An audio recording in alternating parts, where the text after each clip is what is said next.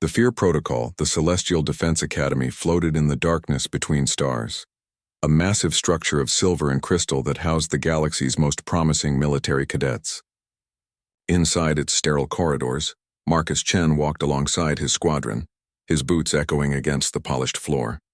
Around him, beings from 100 different worlds moved with purpose, their forms as varied as the stars themselves.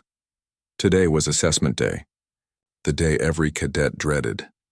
Marcus glanced at his companion, a towering insectoid named Klaxar, whose compound eyes reflected the harsh corridor lighting. Klaxar's antennae twitched nervously, a gesture Marcus had learned meant anxiety among his species. "You seem calm," Klaxar chittered, his translator rendering the clicks into standard galactic speech. "Are humans not concerned about the Phobos scanner?" Marcus shrugged, adjusting the collar of his gray cadet uniform. "Concerned? Sure, but worrying won't change what happens in there."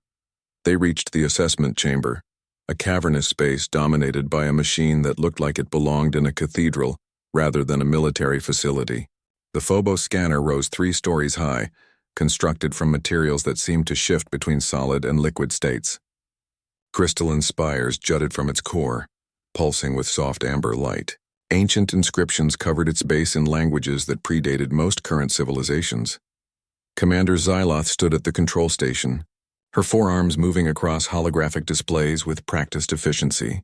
The Corthan officer had served at the academy for 60 cycles, and her silver exoskeleton bore the marks of countless battles. Her voice carried the weight of absolute authority. "Cadets, you know why you are here. The Phobos scanner has served the Galactic Defense Force for 5,000 years. It has tested over 50 million sentient beings. Not once has it failed to identify a subject's core fear response." Marcus watched as the first cadet stepped forward, Rena, a Aquarian whose translucent blue skin rippled with bioluminescent patterns. She entered the scanner's central chamber, and the machine hummed to life. Tendrils of energy wrapped around her form, probing, searching, analyzing. Within moments, holographic displays materialized around the control station.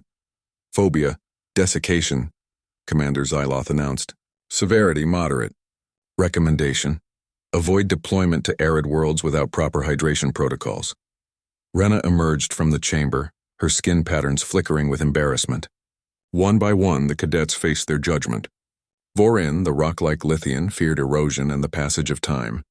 Sarah, whose species could phase through solid matter, harbored a deep terror of becoming permanently tangible.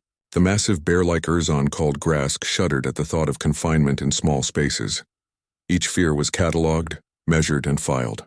The machine never hesitated, never faltered. It dove into minds with surgical precision, extracting secrets that subjects themselves sometimes didn't know they carried. Marcus studied the pattern. Every species seemed to fear something tied to their nature. Aquarians feared dehydration. Lithians feared erosion. Phase beings feared solidity. The fears made sense, rooted in biology and evolution. He wondered what the machine would find in him. Klaxar went next. The insectoid's confidence evaporated the moment the scanner's energy field enveloped him. His exoskeleton rattled and his antennae pressed flat against his head. The readout came quickly. "Phobia, isolation from hive mind connection," Xyloth read. "Severity extreme. Note species typical response. Cleared for service with maintained communication protocols." When Klaxar rejoined the group, his antennae remained drooped. "It pulled the memory from my larval stage," he whispered to Marcus. 3 days separated from my clutchmates during a station malfunction. I was alone in the dark. I had forgotten that terror until now. Marcus placed a hand on his friend's thorax, the closest thing to a comforting gesture he'd learned. "You got through it then. You'll get through it again if you have to." More cadets processed through. The cyborg Nexus 7 feared total system failure. The energy being called Loomis dreaded absolute darkness.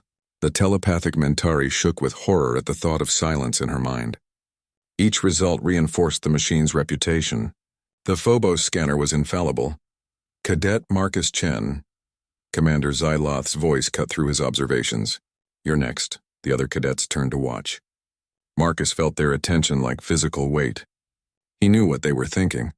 Humans were still newcomers to the Galactic Defense Force, their species having joined the Alliance only 75 years ago.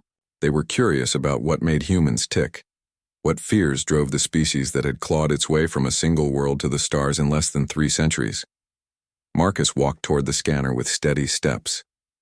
The chamber opened before him, revealing a seat surrounded by sensor arrays. He settled into position and the machine sealed around him. The world outside became muffled and distant. Then the Phobos scanner activated. Marcus felt it immediately. A presence in his mind, foreign yet not hostile, searching through his memories like fingers through files. The sensation was neither painful nor pleasant, simply strange. The amber light intensified and suddenly Marcus wasn't in the scanner anymore. He stood on a burning building's roof, smoke choking his lungs. Below, people screamed. His hands gripped a child he'd just pulled from the flames. The fear was there, the terror of not being fast enough, of missing someone, of arriving too late. The scene shifted. Deep water now, his rescue diver training. The panic of tangled equipment, diminishing air, the crushing pressure. The fear was real and immediate. Another shift. The Cascade, Earth's worst earthquake in a century. Buildings crumbling. His team racing against time.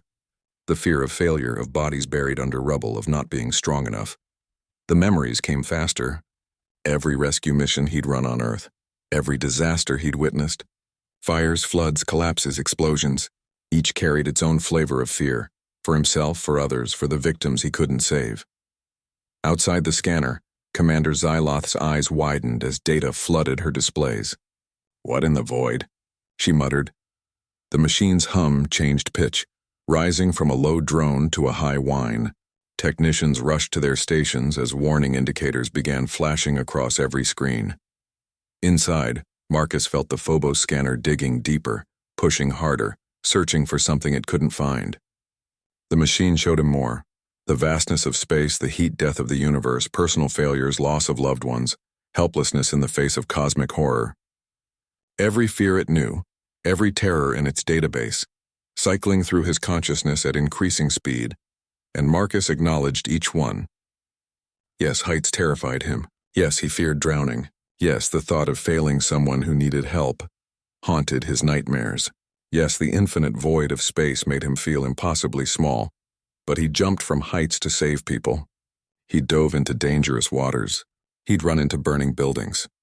He'd left Earth to journey into that vast, terrifying space. The Phobos scanner's whine became a scream.